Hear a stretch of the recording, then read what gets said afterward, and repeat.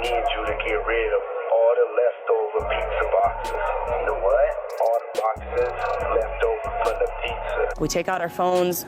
There's wedding photos. I have wedding photos. She does. It's the same exact man. He's Scott to me, but he's David to her. Hey yo, we're back at it again in today's compilation. We got a few clips lined up that'll give you goosebumps. Let's get it. Okay, they told us about these demon face syndrome people were going to start showing up. Remember, the media told us this. This is famous YouTuber FouseyTube. Check out this weird interaction he had at this bar with this individual over here. This is by any means not a normal interaction at all, y'all. Check this out and let me know what you guys think. From the time he comes sit down, just watch him, y'all. Look at this. He feels the energy. Look at him. Cause y'all know how when someone's looking at y'all?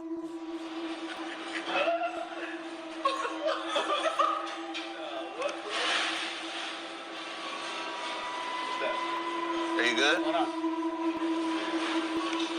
Are you good? Y'all seen his eye? Y'all seen his eye as soon as he stood up? Hold on. So y'all, I caught this as soon as he stood up. Watch his right eye. Watch this. Bro, did you guys see how fast that eye jumped up? Independently too, look. What? This thing continues to go on and it only gets more weird, y'all. Check this out. He doesn't say a word. She's trying to speak to him in Spanish and he's not even understanding. Y'all look at his neck. I don't know. Just look at him.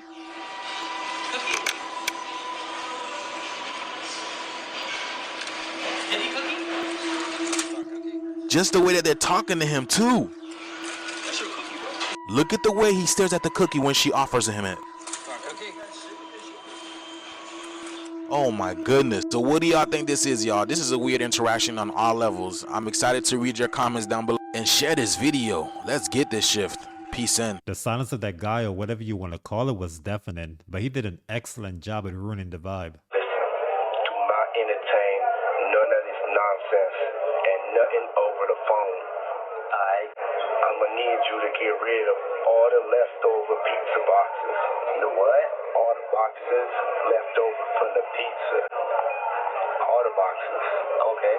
Make sure you recycle the plastic like we talked about. Yeah. Did Jay reach out yet? Nah, Bob. He ghosting. What this motherfucker doing? These sweet now, cause I'm in here. It's all good. You about to get out on bail. No. Hey yo, check this out. Need you to reach out to the producer. Let these motherfuckers know there's a release date for that new Netflix movie. Alright, Pop. It's crazy right now. Everybody out there quiet as a motherfucker, huh? Yeah, exactly. We gonna let them have their little fun, but I'm still gonna have the last laugh. What about all these lawsuits though, Pop? Ain't none of them getting shit. I ain't worth nothing. Ain't got shit in my name anyway. Don't even worry about it. Bunch of money hungry bitches and shit. Pop, Justin said, what should he do about his whip though? Man, the fuck is you talking about? You don't see the shit I'm dealing with right now? I know, Bob. I told us to that. Hey, yo, check this out. Tell his light-skinned ass to go make a club appearance or something. Motherfucker, make some money. You 30 years old and shit. Pay your own fucking car. Hey, I told him drop some music. I'm about to drop a new track this week. Everybody gonna want to hear what my sound like. Man, we not doing that shit. Y'all need to stay quiet. Pop, I can rap though. We got attention right now.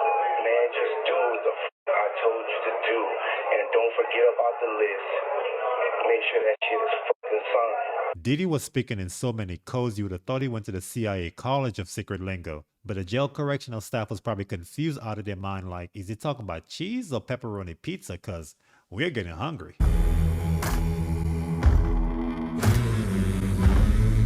For a second, I thought that clip was real until I saw the hand of that chick in the corner glitching. When it comes to modern AI, we gotta put our detective hat on tight. I'm on the phone with my husband. He's 2 minutes away. All of a sudden I hear a bang. I hear it through the phone, but I also hear it right outside on our street. I drop what I'm doing, I run outside. The first thing I see, the car is completely totaled. My husband's car just completely totaled. I get closer to the car, I look inside. He's gone. He's dead. I start freaking out. I don't know what I'm doing. You know, he was the breadwinner of our family. Like, I didn't have to work when I was with him. He supported it. I was always taking care of our 2 kids were. I start reeling. I wait for the police to get there. They tell me they're going to take the body to the morgue. That's fine.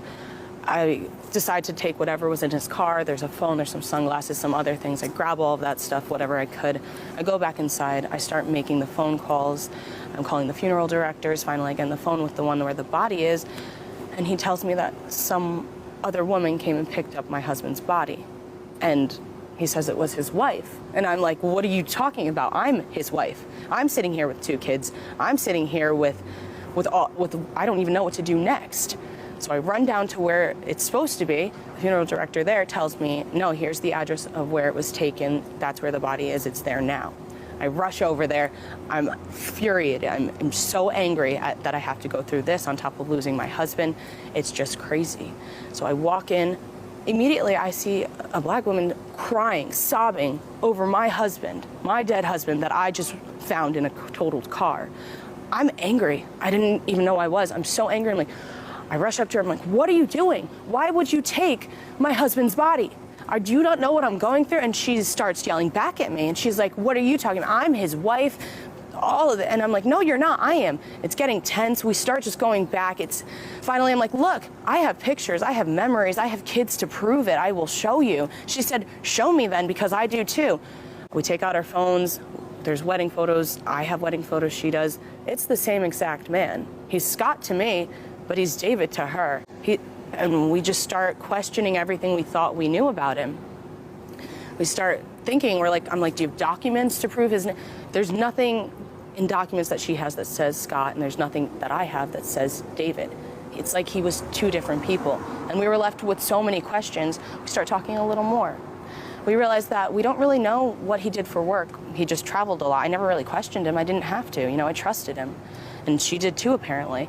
Well, I knew his one office that I knew of was here, like in one spot, and she knew that it was in the other spot. So we decided to go together to both of those locations. And, we explain the circumstances, and we get into those offices. There's nothing in either one of them. It's completely clean. Not even a desk or a chair. And we start questioning even more. We're like, well, how are we going to figure this out? We decide to go to the police. We talk to them. We tell them what happened, how we're not sure who we're dealing with, or we just want some answers. And they're like, we can open up an investigation, we can look into it, we can autopsy the body, maybe find some prints or something, and it all sounds great. So we do that, and then I go home, and I start looking for some more answers.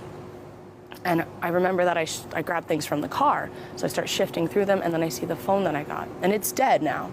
So I plug it in. I'm like, maybe it'll say something. As soon as that phone turned on, messages in different languages. We're talking Japanese, Arabic, Portuguese. It was just wild because my husband and I only ever spoke English. He didn't know any other languages, or at least I thought Scott didn't know any other languages. And then while the phone's on, I get a call.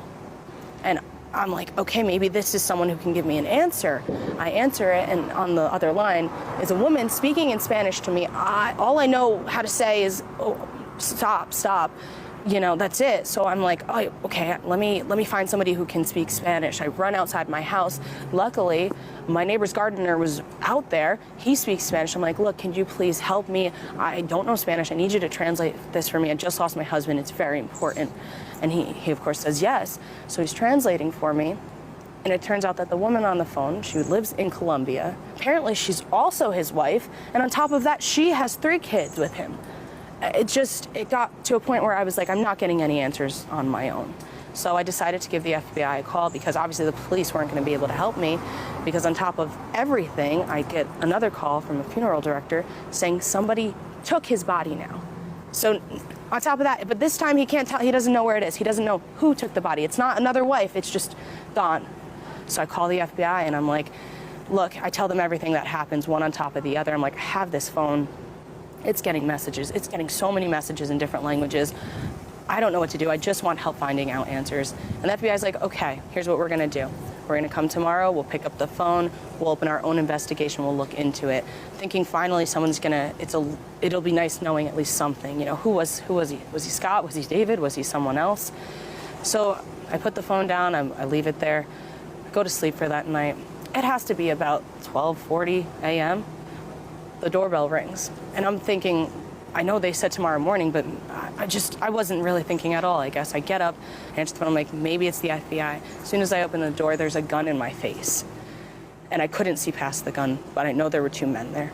And the one's like, where's the phone? I tell them exactly where it is. I'm like, it's upstairs on the nightstand in the drawer. Go get it. I go get it. And they're like, good. And while the other guy goes and gets the phone, the one with the gun in my face says, whatever you want to know, whatever you think you knew, whatever you are looking for, just stop. Otherwise, we're going to come back and this will be the last thing you see. Of course, I say that's not a problem. I don't need any more answers. Whoever Scott was, he's just Scott and he's gone now to me. So I'm reeling. I calm myself down. I go back to sleep. The next day, the real FBI shows up and they're like, oh, where's the phone? I tell them what happens. I said there was two people here, the gun. I don't even remember what they looked like. I couldn't see past the gun because I could only think about what will my two kids do if I'm not here anymore. And they're like, look, all we can really tell you then is that we think your husband was El Porco, which was an international foreign agent and a mercenary. And that's all they could tell me. And they said, you're going to want to stop looking for answers now, especially if they came to your house. They know where you live. They know where your kids live. And I said, that's fine. I'll leave it to you guys. With the stress of it, me and Jill, his second wife, ended up bonding over it. We decided to go to church together. And that really saved us. Forming that relationship with her and going to church, it was really helpful. And now we're just one big extended family. We're just support systems for each other, trying to raise each other's families the best we can. Hey, forget a double. That guy lived a triple life. I guess he wanted to perfect his acting role like he was chasing the Oscars. Kim Kardashian, this costume is fire. You know exactly what this is. Oh, you don't know? You don't know? It's not a game. What's next? What you gonna be next Halloween? You see it. I don't even gotta say nothing. Well, I already said something. It's getting crazy, guys. 2024. Get ready. Why? Oh, we know why. TikTok, this is for entertainment purposes only. I'm only showing Kim Kardashian's Halloween costume. That's all I did. Everybody seems to like this. Oh, so you're not ever gonna hide anymore, huh? Got you. Real detailed. Not bad at all. I'm getting kind of scared looking at this. I don't know, guys. You let me know what you think. I don't even know when's the last time I dressed up for Halloween. Wow, they did a great job with this. I tell you that much. This looks really real. It's not real. Day after day, they keep showing us. And you people don't want to see it. Why? Because there's nothing to see here. It's just a costume. Very interesting. Get ready. The clock is ticking. I'm out of here. Well, so far this year has been the year of revealing secrets and celebrities showing their true colors, so I don't think there's any exception for Kim Kardashian. Symbolism will be their downfall. Or is it just art? And let me be the first to tell you, it's all connected. I mean, if you know, you know. But first, let's go back to that video of Ellen DeGeneres. When the camera turns, you can see the inside of her house. Now, see that picture right there? Well, if you pause it and look it up, it says evil thoughts with revenge right next to it. Here's another picture of Ellen in her house, and this is the picture behind her. Now, the thing I'm curious about is the letters on top of the picture. These look oddly similar to the letters Marina Abramovich writes out when she does spirit cooking. Remember the beginning of the video? It's all connected. And that person that was in all red is Lady Gaga, and she went to Marina Abramovich many times for teaching. But let's continue. This is another picture of Ellen in her home. She's cutting her mother's hair, but what is that picture above her head? A lot of Basquiat's paintings are pretty cool, but anyone that's spotted by Ellen DeGeneres is automatically a hard pass for me. Hey guys, if you're getting value from this video, don't forget to hit the subscribe button and the notification bell. Also share this video to people like you and I, but let's get back to it. It's not about signing as an artist. What are you talking about? What? Well, I can't do the singing, dancing, the oopty doopty no more. I got something bigger in play. I'm saying I got something bigger in play that I want you to sign me on. It's a multimedia play. It's a multimedia play that I wanted you to sign me on. You know, that has something to do with technology, that has something to do with AI. God will take care of my needs, and anything that I need, I will have it. Okay. So I wish you the best. Thank you for thinking about me to be a business partner of yours, but no, thank you, sir. It wasn't about being a business partner, you was gonna sign me. I was gonna go out and do what I do best. You know something? You know what I noticed about this industry? I noticed that so many people think that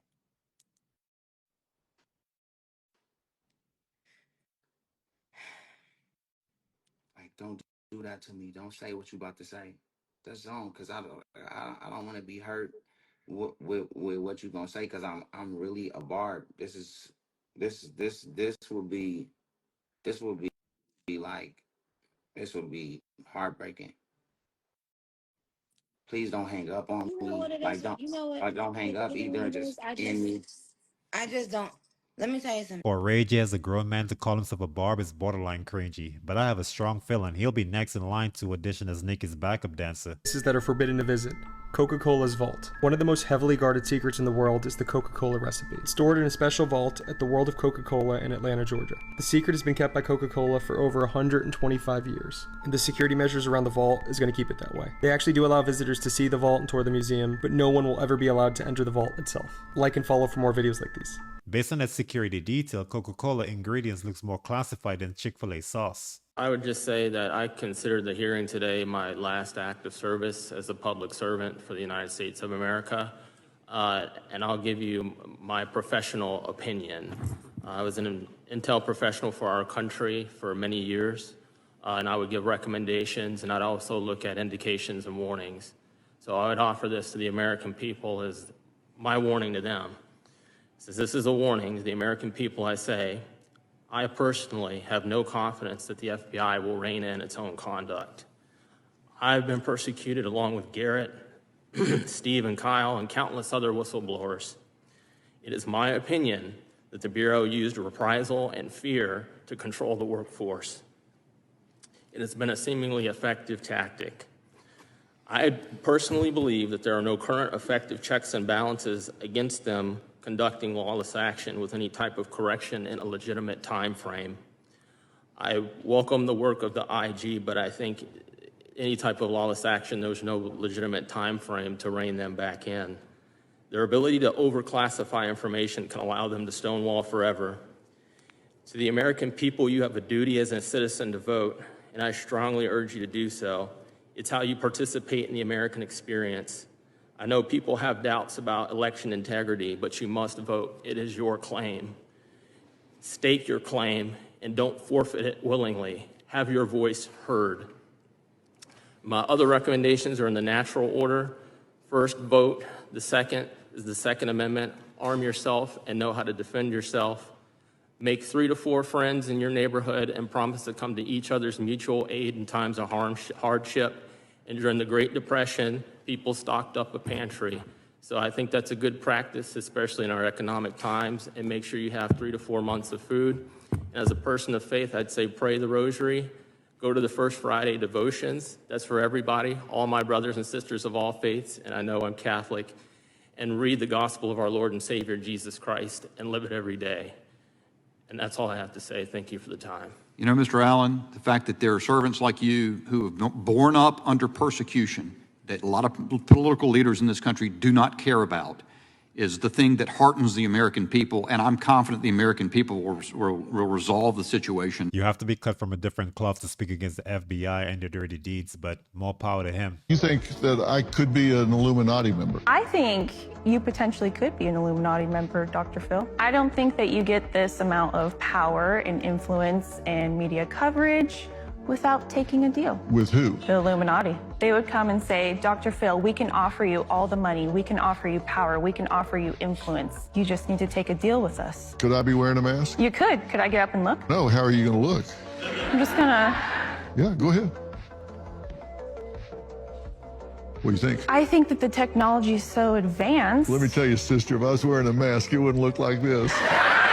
It wouldn't surprise me if Dr. Phil was an Illuminati puppet, but the way she was inquiring about his potential affiliation kind of looks like she went off script. Fellas, we slipping. These new Apple updates gonna get us caught up. This right here is a new Apple update. And I'm convinced that who's ever doing these updates is made by a female. A hurt female at that. A female that's been lied to and cheated on at that. Look at this update, y'all. This is a new feature called Check-In.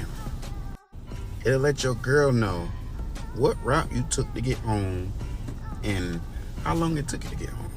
And on top of that, it lets her know what your battery like, what your signal like, and what your internet look like. It even to the point it let her know what your watch battery look like. It's down to the point where it let her know where you unlocked your phone, all that. He unlocked his phone 20 minutes ago, and he unlocked it right there.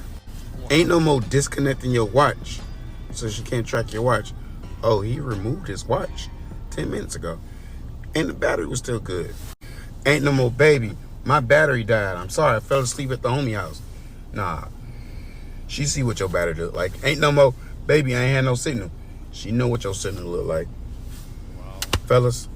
And she be like, if you was going home, how was you connected to Wi-Fi? Fellas,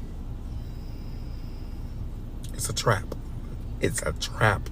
This could either cause the divorce rate in America to drop significantly, or the clerks, of course, is going to have their hands full and start racking in that overtime money.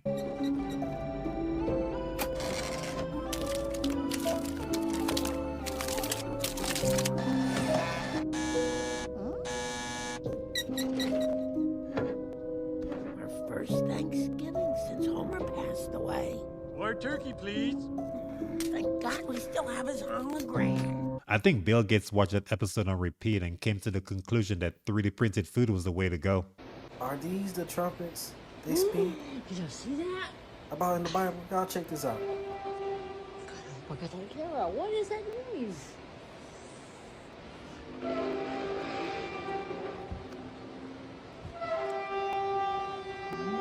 Stop recording.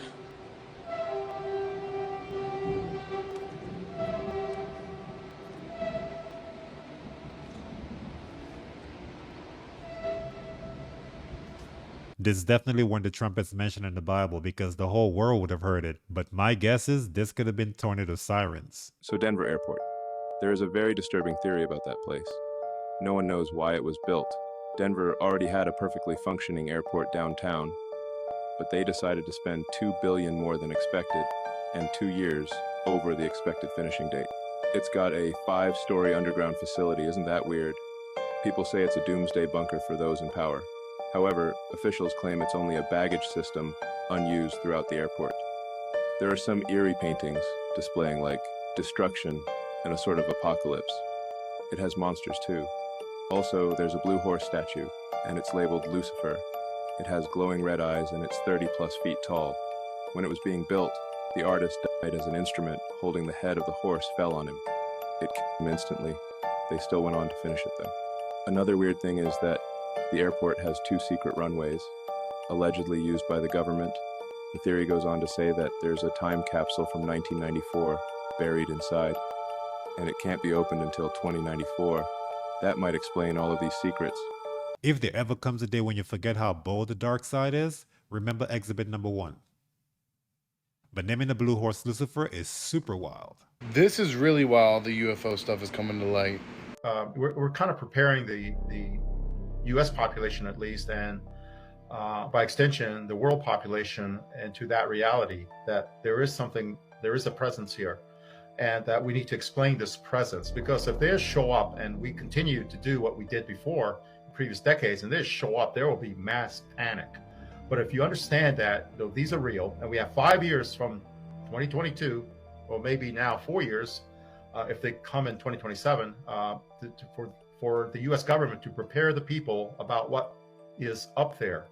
And in many ways, I think the word got out within the government that they're showing up in 2027, and we better be prepared. And if not, there's going to be a lot of explaining to do. And so I think that dialogue has happened within, inside the government, in certain areas inside the government, that we need to prepare. And that's why in 2017, that set a clock of 10 years. And why Lou Elizondo earlier in this year said, just find a hobby for 5 years. And, it'll all be out in 5 years. And he said that this year, so that was 2027. And I would say I've heard 2027 in a kind of an official capacity that I can't reveal. So I think I would say that people in the government are aware of something happening and that there's limited time, a few more years to prepare the people, and that's what's ramping up this acceleration from the previous 7 decades of not even acknowledging it to now we are acknowledging it at a faster and faster pace. Do I believe fallen angels and extraterrestrials are real? Yes. But unless it's indirectly hinting the greatest Project Bluebeam simulation, I'm not quite sure how you can definitively claim that much action in 2027. Things they don't want Let me tell you something. I'm going to give you the secret of the world. 48 years of study. I'm going to give you a secret. Nothing in this world is what you think it is. Nothing operates the way you think it does. What do you mean? Nothing operates the way you think it does. What do you mean? Government does not work the way you think it does. It's not about people voting for a president. No, it has nothing to do with that. We're talking money. We're talking control, corporations, big business, period. It's all big business and money. Period. Yeah. End of sentence. Now, religion is a corporation. It's all the religions of the Western world, especially in the Western world, all religions operate under maritime admiralty law. So there are certain... What do you mean maritime admiralty law? Maritime admiralty is the law of water. And I talk a lot about this in the past. I'm going to talk a lot about it in the future. Okay. There are only 2 things on the earth, on this earth, land and water. Right. So there are 2 kinds of law, the law of the land and the law of water. The law of the land is the custom of the people who live on a particular piece of land. So the law of the land is different in every country. Right. I mean, you can do things in Russia you can't do in America. Right. You can do things in South Africa you can't do in China because it's the law of the land. That particular piece of land has their own custom. So the custom of the people living on a particular piece of land is called the law of the land. Okay, got it. But there is also a larger, far more important law on the earth. It's called the law of the sea, the law of the water. And when you get into, and then that law is referred to in courts as maritime admiralty. Maritime admiralty is the law of water. Once you understand the law of water, it opens up a world of occult hidden symbols and hidden foundations on how we live. What are some of those laws that we're not aware of? Oh my goodness! When you walk into a courtroom, why do you go to court? You play basketball on a court. You play tennis on a court. Right. Yeah. How do you play tennis on a court? You play with a racket. Come on. And so the judge walks out. He rules from the bench. Right. Look it up in a Latin dictionary. The word bench is a bank in Latin. And so the judge is ruling for the bank. That's why he wears a black robe, because the black robe represents the planet Saturn, the god of banking and law. Saying the world is a stage and there's a bunch of actors is a massive understatement. Can you tell us about the Trilateral Commission? The Trilateral Commission is a private organization founded by David Rockefeller in 1973. It was essentially financed by Rockefeller and some of the foundations, Kettering Foundation, Danforth Foundation, Ford Foundation.